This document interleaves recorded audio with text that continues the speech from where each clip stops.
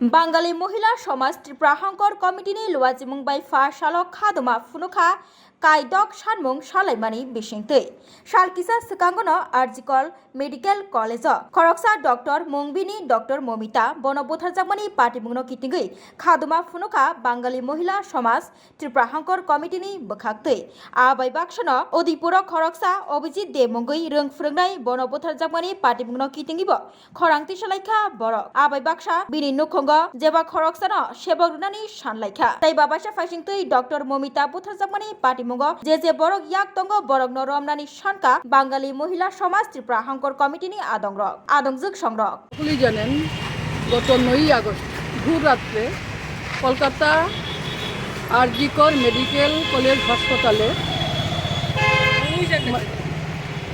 এক তরুণী ডাক্তারকে ধর্ষণ করে খুন করা হয়।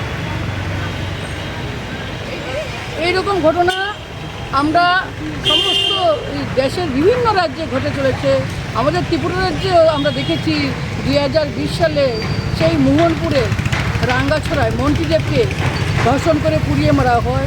আবার এই 2000 সালেই উত্তরপ্রদেশের সেই হাটরাসে একজন দলিত মেয়েকে ধর্ষণ করে তার জিহ্বা কেটে দেওয়া হয়, তার গলনালী কেটে দেওয়া হয়। এইরকম আপনারা দেখছেন বিহারের বক্সার জেলায়, তাছাড়া পশ্চিমবঙ্গেরও আপনারা শুনেছেন যে এই যে সন্দেশখালীতে, কামদুনিতে, তারপরে এই যে হ্যান্ডি ডিওজিও স্কুলের একটা মহিলা এইরকম ধর্ষিত হচ্ছে, খুন হচ্ছে।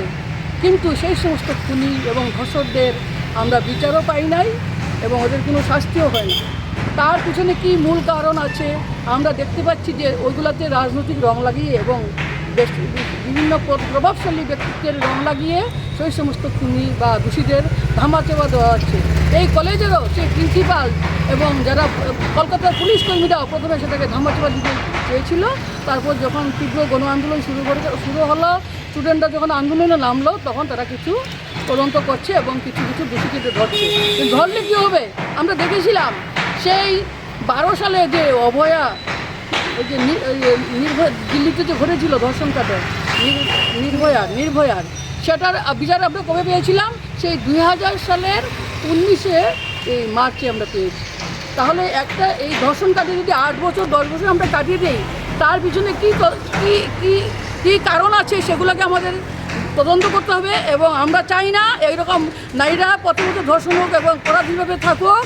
এবং আমরা মুখে মুখে শুনি যে বেটি বাঁচাও বেটি পড়াও, বিভিন্ন মুখে সুন্দর সুন্দর বক্তব্য শুনি, কিন্তু কার্যকর মতো আমাদের সেই সমস্ত ফল পাই না।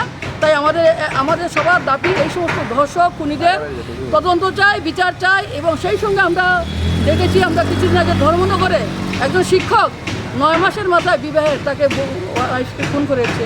এবং কিছুদিন আগে আপনারা দেখেছেন আমাদের উদয়পুরে সেই সমস্ত একজন শিক্ষককে কীভাবে পিটিয়ে মারা হয়েছে অভিজিৎকে। সেই সমস্ত ওদেরও আমাদের তদন্ত চাই, বিচার চাই এবং দোষীদের অতি দ্রুত বিচার চাই, শাস্তি চাই। এবং তাদের আমরা যেন এই শাস্তি যেন তাড়াতাড়ি করা হয় এবং সেটার জন্য সমাধান হয়, দীর্ঘমেয়াদীর জন্য না হয় এবং তাকে যেন রাজনৈতিক রং লাগানো হয়, সেটাই আপনাদের কাছে দাবি করছি। এবং সমস্ত সুশীল সমাজ এবং বিদ্যুৎ সমাজ যারা বুদ্ধিজীবী আছেন সবাইকে প্রতিবাদে নামার জন্য আপনাদের মাধ্যমে আমরা আহ্বান জানাচ্ছি। এবং আমরা নারীদের মুক্তি চাই, আমরা স্বাধীনভাবে বাঁচতে চাই, এটা শোষণমুক্ত, ভেদাভেদ মুক্ত এই সমস্ত আমরা একটা সমাজ ব্যবস্থা চাই। আমরা মুখে মুখে বলি আমরা রাজনৈতিক গণতন্ত্র, কিন্তু কোথায় গণতন্ত্র? আমরা রাজনৈতিক গণতন্ত্র নয়, আমাদের দাবি হচ্ছে আমরা সামাজিক এবং অর্থনৈতিক গণতন্ত্র চাই। আর রাজনৈতিক গণতন্ত্র মুখে মুখে বলে কোথায় আছে রাজনৈতিক গণতন্ত্র? এখন তো ভোটই হচ্ছে না, তাহলে কোথায় রাজনৈতিক গণতন্ত্র? সেই সমস্ত দাবিগুলি আপনাদের মাধ্যমে আমরা সবাইকে জানাতে চাই, দেশবাসীকে জানাতে চাই।